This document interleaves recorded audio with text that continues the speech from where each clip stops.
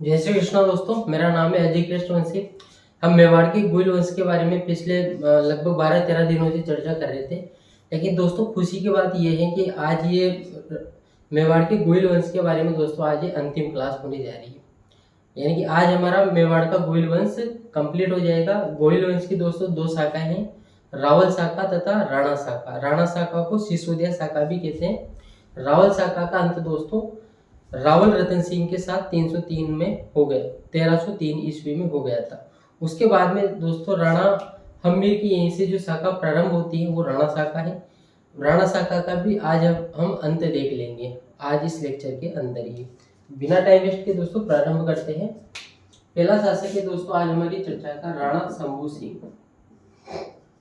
राणा शंभू सिंह। राणा स्वरूप सिंह के बाद में दोस्तों कौन शासक बनता है? राणा शंभू सिंह शासक बनता है। राणा स्वरूप सिंह के बारे में इससे पिछले वाले लेक्चर में हम चर्चा कर चुके हैं कि स्वरूप शाही सिक्के चलाए थे, जिस पर एक तरफ त्रिकूट उदयपुर तथा दूसरी तरफ दोस्ती लंदन लिखा हुआ होता था।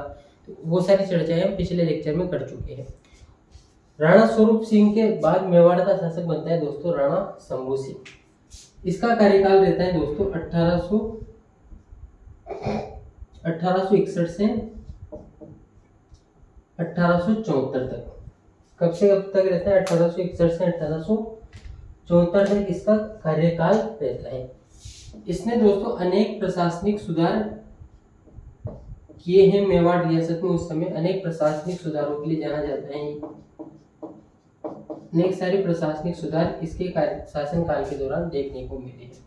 इसके अलावा दोस्तों राणा शंभू सिंह के द्वारा शिक्षा, सड़क, अस्पताल, इन सब जो बुनियादी वस्तुएं हैं, अस्पताल जो कि बुनियादी वस्तुएं किसी भी आम व्यक्ति की, उन पर भी कार्य किया गया था। यानी कि दोस्तों अब ये समय था जब हम लगातार आगे बढ़ते चले जा रहे हैं। यानी कि देश स्वतंत्र होने से लगभग थोड़े समय पहले की बातें हैं, ज़्यादा समय पुरानी बातें नहीं है। तो आधुनिकीकरण का समय आ चुका था, तो पुराना जो शासन का तरीका था वो थोड़ा परिवर्तित होने लगा था। और अब जो शासक वर्ग था दोस्तों वो शिक्षा, स्वास्थ्य, सड़क, अस्पताल, रेलवे, इन सब चीज़ों के बारे में भी सोचने लगा था। इस वजह से दोस्तों राणा शंभू सिंह के द्वारा शिक्षा, सड़क तथा अस्पताल जैसी बुनियादी आवश्यकता की जो वस्तुएं होती है किसी भी आम व्यक्ति के लिए, उनका निर्माण कार्य भी करवाया गया। साथ ही अनेक सारे प्रशासनिक सुधार राणा शंभू सिंह के द्वारा करवाए गए। इसके बाद में हम चर्चा करते हैं दोस्तों आज की चर्चा का हमारा दूसरा शासक राणा सज्जन सिंह। राणा सज्जन सिंह। राणा सज्जन सिंह का शासनकाल दोस्तों 1874 से रहता है 1884 तक। 1874 से 1884 तक राणा सज्जन सिंह का शासनकाल रहता है। क्या खास बात है इनके बारे में वो चर्चा कर लेते हैं।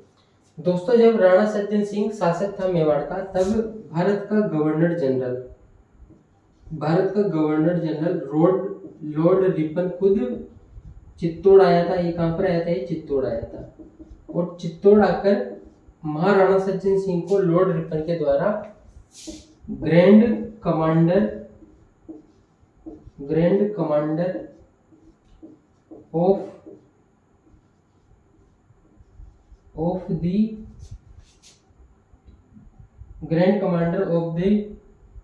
स्टार ऑफ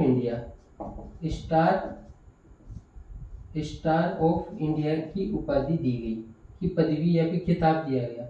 ऑफ इंडिया, क्या बोला मैंने? राणा सज्जन सिंह के शासनकाल के दौरान लॉर्ड रिपन चित्तौड़ आया था और इसके द्वारा लॉर्ड रिपन के द्वारा चित्तौड़ आने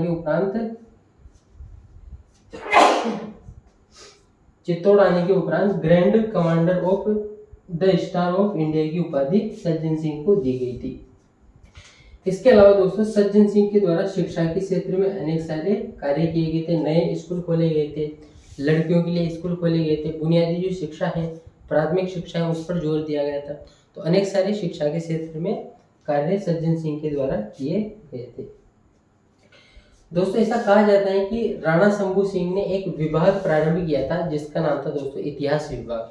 उस विभाग का ये कार्य था कि मेवाड़ का जितना भी इतिहास है अभी तक का उसको चरणबद्ध तरीके से लिखा जाए। लेकिन उसने जो इतिहास विभाग स्थापित किया था तो वो शंभू सिंह की मृत्यु के साथ ही बंद भी हो गया था। होता क्या है दोस्तों, सज्जन सिंह के द्वारा वो जो इतिहास विभाग बंद हो गया था उसको वापस चालू करवाया गया, उसको वापस प्रारंभ करवाया गया। और इसी इतिहास विभाग में दोस्तों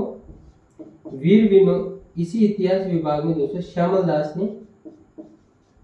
दास जो कि कहाँ के रहने वाले थे, भीलवाड़ा के रहने वाले थे। भीलवाड़ा के ढोलकिया गांव से इनका संबंध है। इसी इतिहास विभाग में श्यामल दास के द्वारा वीर विनोद 5 भागों में लिखा गया। वीर विनोद की रचना की गई और ये वीर विनोद 5 भागों में लिखा गया। कितने भागों में? 5 भागों में वीर विनोद लिखा गया इसी इतिहास विभाग में। ऐसा कहा जाता है कि श्यामल दास के द्वारा जब ये वीर विनोद लिखा गया तो राणा सज्जन सिंह श्यामल दास से इतना अधिक प्रभावित हुआ कि श्यामल दास के द्वारा सज्जन सिंह के द्वारा दोस्तों श्यामल दास को कवि राजा की उपाधि दी गई। किसकी उपाधि दी गई? कवि राजा की उपाधि दी गई। किसके द्वारा दी गई थी? ये सज्जन सिंह के द्वारा श्यामल दास को कवि राजा की उपाधि दे दी गई थी वीर विनोद के बाद में। इसी वजह से दोस्तों जब कभी भी हम श्यामल दास का जिक्र करते हैं तो हम क्या बोलते हैं? कवि राजा श्यामल दास। तो ये जो कवि राजा शब्द ये कहाँ से आया? ये सज्जन सिंह ने वीर विनोद की रचना करने के उपरांत श्यामल दास को कवि राजा की उपाधि से सम्मानित किया था।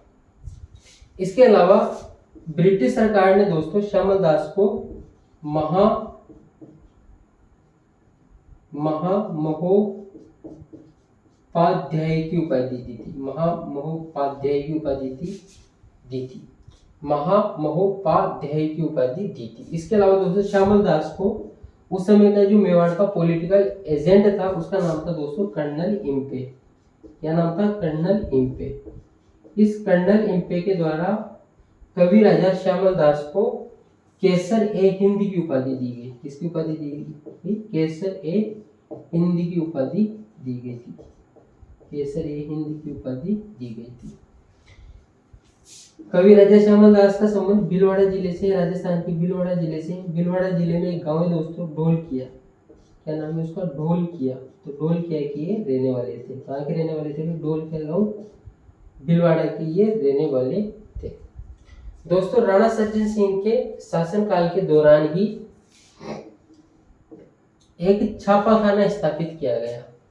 उस छापाखाने का नाम था दोस्तों सज्जन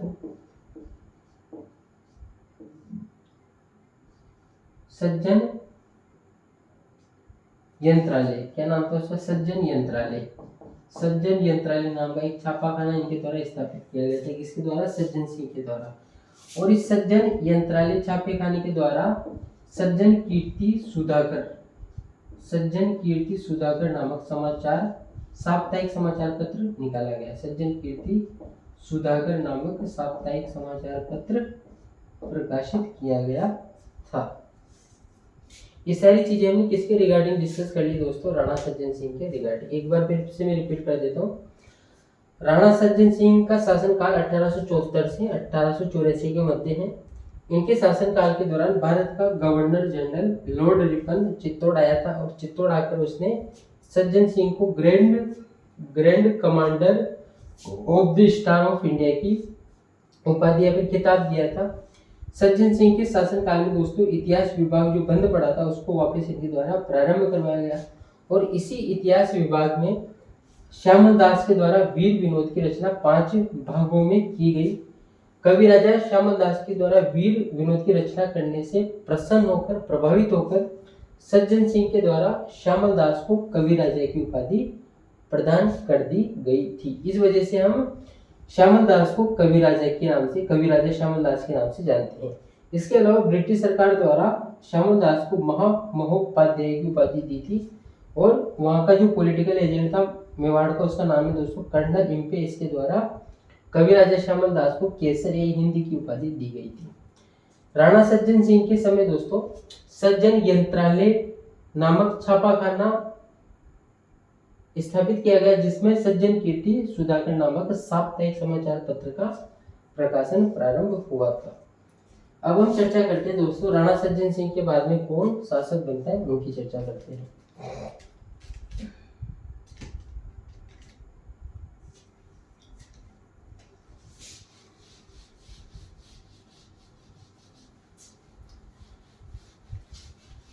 माना कि तेरी मौजूदगी की।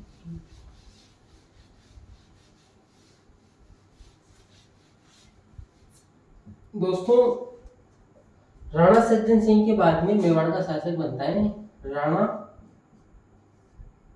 फतेह सिंह या फिर फतेह सिंह। कौन बनता है भाई? राणा फतेह सिंह मेवाड़ का शासक बनता है। 1884 से 1921 तक लंबा शासनकाल रहता है राणा फतेह सिंह का मेवाड़ रियासत में। राणा फतेह सिंह द्वारा दोस्तों फतेह सागर झील का निर्माण करवाया गया। फतेह सागर झील जो कहाँ पर है भाई? उदयपुर में है। फतेह सागर झील कहाँ पर है? ये उदयपुर में है। इसका निर्माण किसके द्वारा करवाया गया था? फतेह सागर द्वारा करवाया गया था, फतेह सिंह के द्वारा करवाया गया था। फतेह सिंह दोस्तों 1903 में दिल्ली दरबार में जा रहे थे। ये दिल्ली दरबार आयोजित किया गया था अंग्रेजों के द्वारा, लॉर्ड कैनिंग के द्वारा। ये जो दिल्ली दरबार आयोजित किया गया था, इसमें ये जा रहे थे। लॉर्ड कैनिंग के द्वारा दिल्ली दरबार आयोजित किया गया था 1903 में। उसमें कौन जा रहे थे? राणा फतेह सिंह जी जा रहे थे। लेकिन दोस्तों उसी समय केसरी सिंह बारहट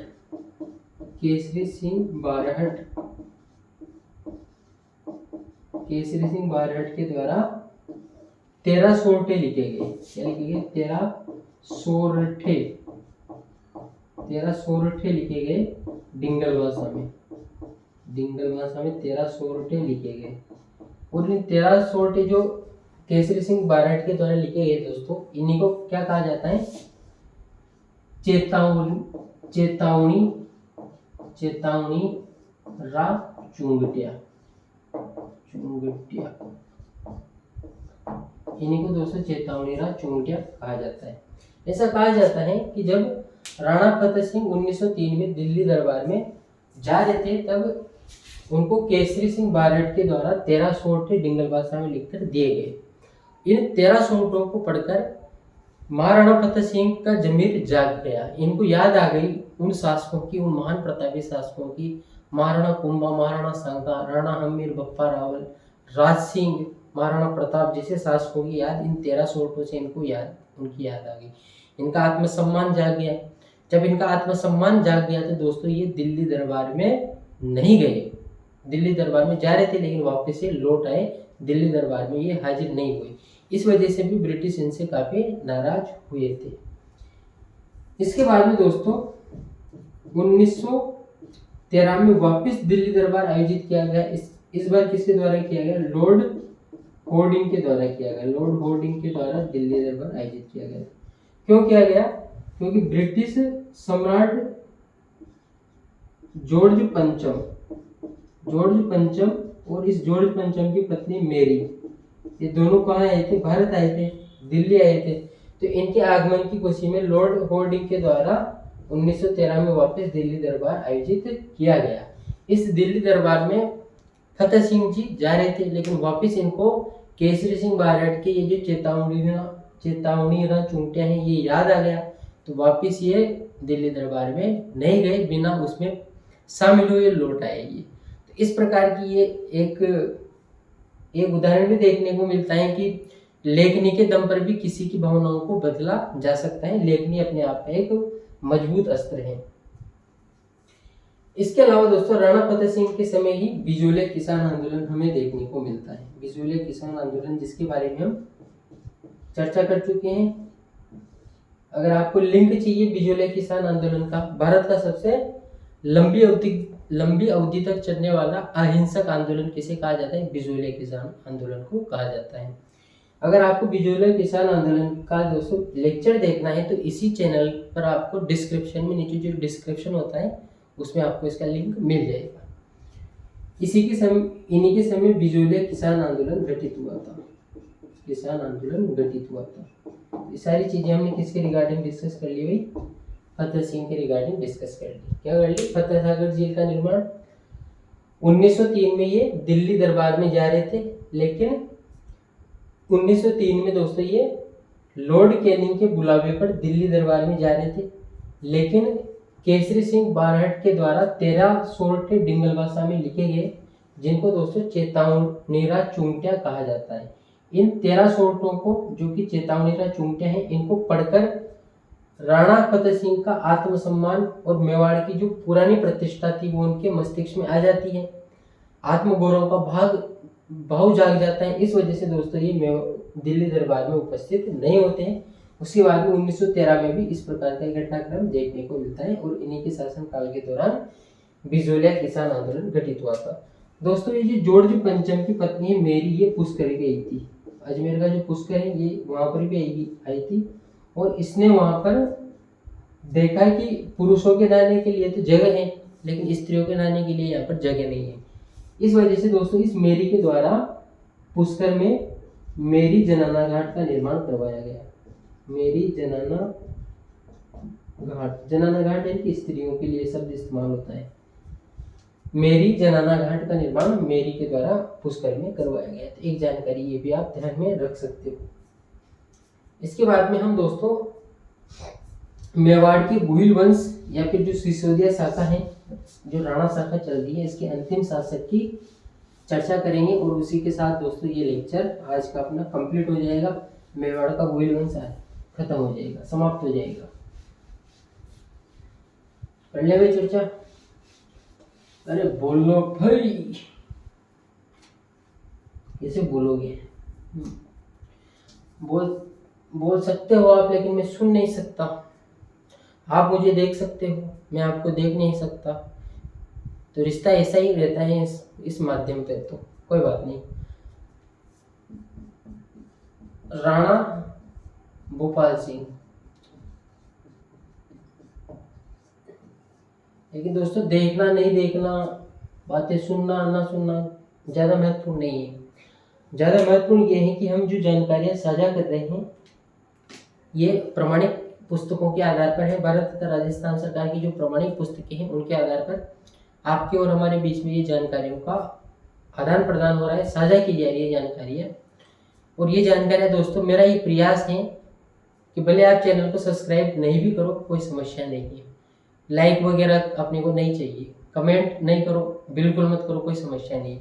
लेकिन मेरा दोस्तों ये उद्देश्य है कि आपको जो बहुत सारी गाइड वगैरह होती हैं, कुछ जगह पर नोट्स वगैरह होती हैं, बहुत सारी जानकारियाँ उनमें दोस्तों गलत लिखी होती है। तो मेरा दोस्तों ये प्रयास है व्यक्तिगत तौर पर कि हम राजस्थान तथा भारत सरकार की प्रमाणिक पुस्तकों के आधार पर, जैसे राजस्थान हिंदी ग्रंथ अकादमी है, एनसीईआरटी की किताबें हैं, माध्यमिक शिक्षा बोर्ड की किताबें, इन पुस्तकों के आधार पर थोड़ी प्रमाणिक ऑथेंटिक जानकारी आपको उपलब्ध करवाई जाए, ताकि दोस्तों आपको कन्फ्यूजन ना हो जानकारियों को लेकर।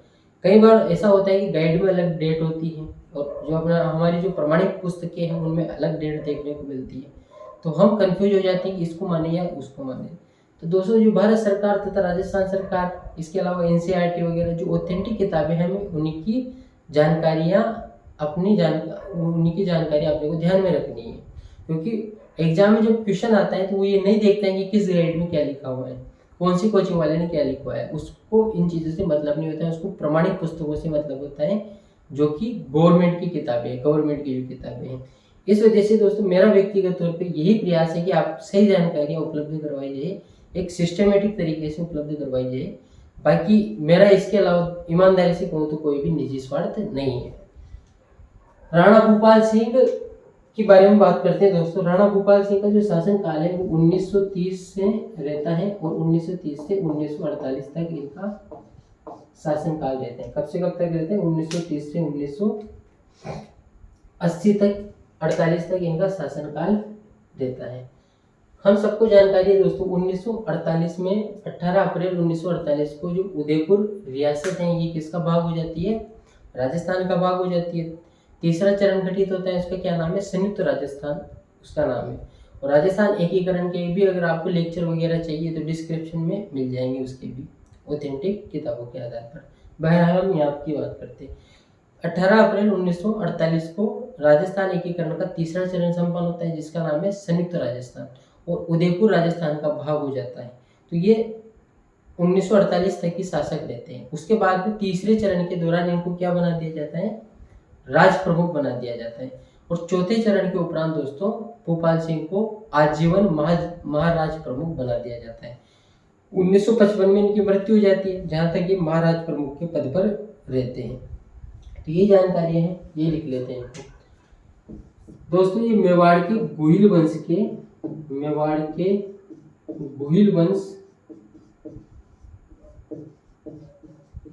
वंश और सिसोदिया वंश भी कहेंगे हम, क्योंकि रावल रतन सिंह की मृत्यु के बाद में सिसोदिया वंश ही चल रहा है, या फिर राणा शाखा, जो भी है एक ही चीज है।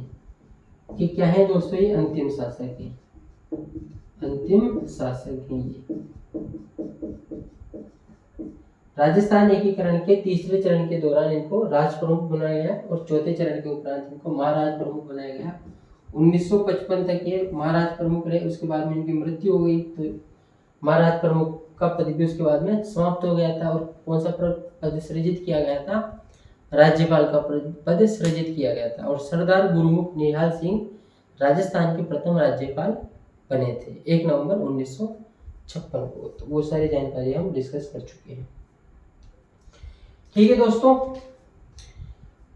आज ये हमारा मेवाड़ के गोहिल वंश का मेरे ख्याल से ये 14th यानी कि 14वां वीडियो है। ये 13 वीडियो इससे पहले आ चुके हैं, और हमने मेवाड़ के गोहिल वंश को शुरू से लास्ट तक कवर करने की कोशिश की है। जितने भी शासक है सभी को कवर करने की कोशिश की है।